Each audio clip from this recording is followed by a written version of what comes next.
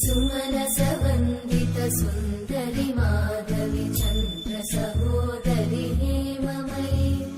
मुनिगणवन्दित मोक्षप्रदायिनि मञ्जुळवासिनि वेदनुते पङ्कजवासिनि देव सुपूजित सद्गुणवर्षिणि शान्तियुते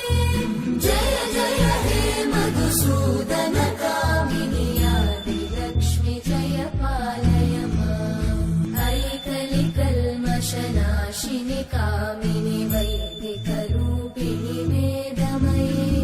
क्षीरसमुद्भव मङ्गलरूपिणि मन्त्रनिवासिनि मन्त्रनुते